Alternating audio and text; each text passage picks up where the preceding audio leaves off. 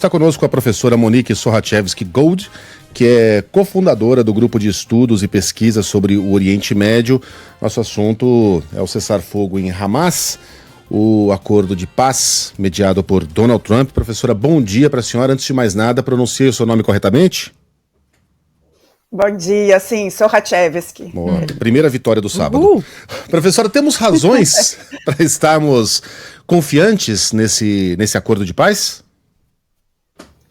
Olha, eu sempre falo que, se tratando de Oriente Médio, né, e nesse mundo de 2025, tendo Trump como um dos líderes, a gente sempre tem que ter cautela, né, enfim, em relação ao Trump, ele, por enquanto, ele está com uma atenção focada ali, pode ser que ele desvie, então ele tem que ter sempre, né, esse cuidado. Mas, dito isso, eu acredito que as coisas estão andando, obviamente não é o ideal, né, via diplomacia tradicional, o multilateralismo, via uma diplomacia quase que de bastidores, né, não são diplomatas profissionais, é um parente e um amigo do Trump que estão como representantes dele, né, no Egito, nas negociações, mas exatamente na linguagem do Oriente Médio a gente tem um posicionamento aí dos homens que têm poder, né, então o Trump, a princípio, se posicionando em relação ao Benjamin Netanyahu, que sempre foi, né, uma figura que, quando a gente achava que poderia seguir para o cessar-fogo, ele ampliava a guerra, porque a ampliação da guerra era a manutenção dele no poder, a não prestação de contas do 7 de outubro, né, ou inclusive ele podendo ir para a prisão por crimes. E do lado do Hamas, né, a gente tem aí, sobretudo, o Egito, né, que recebeu o evento, mas o Catar e a Turquia se posicionando firmemente. Então, o meu otimismo nesse exato momento tem a ver com quem está dando aval para ambos os lados, e o fato do Trump ir para o Oriente Médio, para Israel, provavelmente na segunda-feira, reforça que ele está em cima do Bibi para ele não fazer gracinha, né? É um pouco por aí. Eu me lembro, para a gente tentar traçar um paralelo aqui com 1994, nos históricos acordos de Camp David, mediados por Bill Clinton, né? Tem aquela fotografia icônica, né, do Clinton, que com muita habilidade, né, fez com que os dois ali, Yitzhak Rabin e Yasser Arafat, apertassem as mãos. Eu olho para aquela foto e vejo 3 atores de fato interessados num processo de paz. Claro, por suas razões egoístas também, mas interessados, né, num processo de paz, num caminho para a paz que acabou não se concretizando, por motivos mil. O Rabin foi assassinado no ano seguinte, enfim. E hoje os 3 atores que estão nessa mesa de negociação são Donald Trump, Benjamin Netanyahu e o Hamas. Tendo o destino dessa região sendo colocado nas mãos desta turma, a impressão que eu tenho, professor, é que uma mínima fagulha ali pode botar fogo no circo novamente. Bem, a gente está falando de Oriente Médio, né? Enfim, não só fagulha, como eu falei, quer dizer, o Trump de repente ficou chateado que não ganhou o Nobel, aí tem a coisa da tarifa na China, fora toda a questão do shutdown, o lapso de interesse dele pode se desviar, e o peso que ele tem, que ele está tendo, e o diferencial no porquê que Israel, né, sob liderança do Bibi Netanyahu, está avançando, pode se esfacelar, né? Em relação ao Hamas também, quer dizer, como assim o Hamas a princípio vai ficar fora do que seria esse governo tecnocrático palestino que está sendo pensado, né? Óbvio que eles não querem, né? A princípio eles fizeram todo o ataque terrorista do 7 de outubro e essa resistência, digamos assim, tem a ver com eles querendo ser, né, não só os líderes, né, seguindo líderes dos palestinos, como uma voz aí do que seria uma pretensa resistência global. Então, obviamente, né, uma fagulha. Aí o Benjamin Netanyahu, hoje mesmo estava vendo a mídia israelense, já teve um ataque no sul do Líbano, né? Parece que já houve um ataque na Cisjordânia, na sede na filial, sei lá, da Al Jazeera. Então, assim, realmente isso pode acontecer. E a gente está falando de Oriente Médio, a gente está falando de um conflito de 2 anos. Mas eu acredito agora também no lado israelense, sobretudo quando a gente pensa os familiares dos reféns, vivos e mortos, enfim, a grita da rua israelense por isso, né? Enfim, por mais que o Bibi tenha conseguido se desviar, ele não consegue mais, é uma dor muito grande, nenhum israelense consegue, né, não compartilhar dessa dor. Imagina, né? Quer dizer, como é que essas pessoas vão chegar? São a última leva. E do lado palestino também. A gente tem a rua palestina, a rua Gaza, reclamando do Hamas, né? Gritando. A gente viu o pouco de imagem que a gente já viu de caminhões circulando, né? Das pessoas voltando para as suas casas. Enfim, não só de não serem atacadas, né? Já é um avanço. Então, certamente, né? A gente tem qualquer fagulha pode desandar, mas ao que me parece, esse timing aí, 2 anos, é de fatiga, né, de todo mundo, né, o mundo mesmo, a gente vê quase que uma unanimidade nas ruas do mundo, a gente viu na Assembleia Geral da ONU o reconhecimento do Estado palestino, uma crítica unânime, né, como é que os palestinos estavam sendo tratados em Gaza. Então, obviamente, não são as figuras ideais, longe disso, né? A gente está falando aí basicamente de direita, extrema-direita, né? Inclusive os países árabes e muçulmanos envolvidos, né? Não tem ninguém ali progressista, digamos assim, não tem nenhuma mulher, inclusive, nas negociações, é o que me consta, né? Nós somos as que mais sofremos, mas é o que temos para hoje, a região é o Oriente Médio que chama, e é 2025 que chama, e, enfim, estou aqui no meu otimismo comedido. Professora, a gente tem estampada nas principais capas de jornais hoje as imagens dos palestinos caminhando em direção à cidade de Gaza. O Hamas diz que 200 mil voltaram ao norte do território.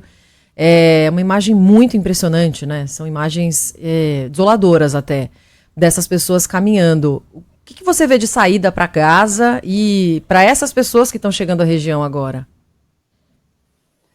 Olha, essa fase é muito complicada, né? Porque, como eu falei, os israelenses vão receber os seus vivos e mortos. Inclusive, uma das questões dos reféns é que tem alguns que não se sabe onde estão enterrados, vai ter que ter uma força internacional para localizar.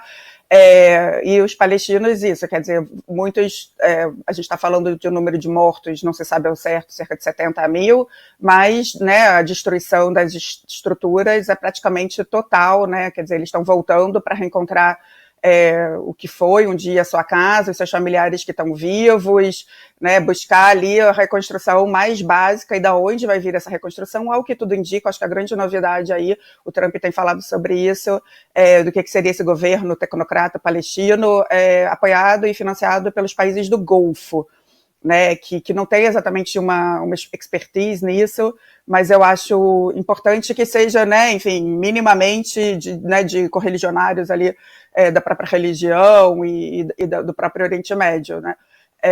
Mas não tem jeito, a gente vai escutar histórias muito mais dramáticas, né, enfim, já estão falando, conseguiram levantar uma estrutura, acharam não sei quantos corpos, né, porque, enfim, era guerra que a gente estava tendo num espaço muito curto, né, os israelenses cada vez mais usando a tecnologia justamente para evitar que tivessem baixas próprias, mas também tiveram muitas baixas. É muito dramático, obviamente, no caso dos palestinos, né, essas imagens nos chocam muito mais, até porque a gente não tinha mídia lá, né, nem mídia nem ajuda humanitária. Quando eles começarem a entrar, vai aumentar tudo de informação que a gente tem, mas é muita dureza, né? Enfim, o lado israelense também, volta de Gaza, uma destruição muito grande, muitas pessoas não voltaram, muitas pessoas, né, para suas casas, não enterraram seus mortos. A gente tem 2 grupos muito traumatizados, brutalizados, e que a gente precisa de ajuda global aí para essa mínima reconstrução e que se leve a um Estado. Não está sendo falado isso nesse exato momento, mas eu acredito que não tem solução para o Oriente Médio e para esse conflito sem que existam 2 estados em algum momento, mas é dramático. E esse é um conflito que é curioso como ele mexe, né, com os corações e mentes, que o digamos nós, né, Roberta, que a gente recebemos mensagens aqui furibundas, porque a gente está torcendo para um lado, porque nós somos antissemitas, porque nós somos antipalestinos, enfim, as pessoas tratam desse tema de uma maneira muito apaixonada, mas eu sinto que boa parte, muito mais por uma questão ideológica do que por uma questão de justiça histórica. Aliás, tem muita gente que acha que aquilo é um conflito religioso. Não é. É War for Territory. É uma guerra por território. Sim, território sagrado, mas não é um conflito religioso, né? No final das contas, é a terra, Jerusalém. Professora, eu vou te fazer uma pergunta fácil. Molezinha. Essa terra, por questão de justiça, Cisjordânia, Israel, Gaza, ela pertence a quem?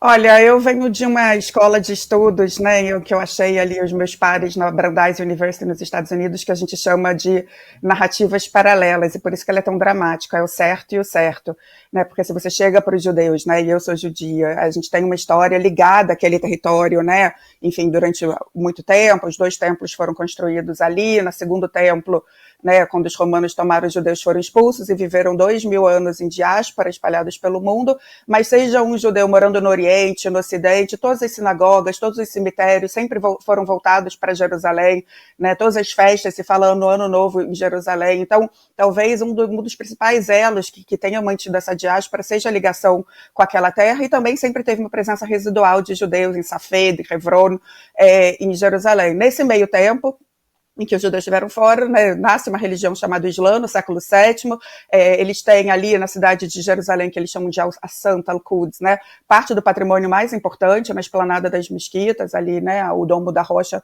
e a mesquita de Al-Aqsa, e vão ter, né, enfim, não existia uma identidade ali palestina, digamos assim, eles vão ser ocupados, sobretudo a partir do Império Otomano no século XVI, então tinha uma identidade de cidade, de Nablus, uma identidade religiosa, seja cristã, seja muçulmana. No final do século XIX nasce também uma identidade palestina. Então, assim, se a gente olhar, faz sentido para ambos os lados completamente, né? Quando eu vou no Muro das Lamentações, eu estou no lugar da minha ancestralidade, eu fico arrepiada, e o palestino, quando sobe um pouquinho ali em cima e vai na Al-Aqsa, né, ou ali na esplanada das mesquitas, ele está no lugar da ancestralidade. Então, isso é muito importante da gente levar em consideração. E a questão é essa, quer dizer, quando tem o fim ali do Império Otomano, o mandato britânico, a ideia era de que, meio controversa, como que seria esse desenho, era para ter nascido 2 estados, né? A resolução 181 da ONU, que o Brasil teve um papel importante, era para que em 1948 nascesse o Estado da Palestina, o Estado de Israel. Nasceu o Estado de Israel, foram aproveitando, embora troncha ali, foram ampliando e se investindo na construção de um Estado. Os palestinos não aceitaram, não só eles, né, como os líderes, e aí a gente teve várias guerras, e estamos aí em 2025 sem um Estado palestino, né, cada vez com um território menor do que era previsto, e os próprios palestinos com muitos problemas internos de liderança e de identidade, né? A gente tem a Autoridade Palestina na Cisjordânia e o Hamas em Gaza, né, que são grupos políticos com identidades diferentes. Então, enfim, é uma longa história, eu dou aulas, né, muitos cursos, muitos livros e vários debates acalorados. Obviamente não existe isenção total, né? Eu faço parte aí do que a gente tenta ser o mais isento possível, no sentido de mostrar por que é tão apaixonante para ambos os lados. E por isso que eu acho que, em algum momento, né, a gente tem que ter a solução de 2 estados para que cada um, né, leve adiante aí a sua identidade, cure as suas feridas. Quem sabe daqui a umas 3 gerações a gente tem uma paz de fato.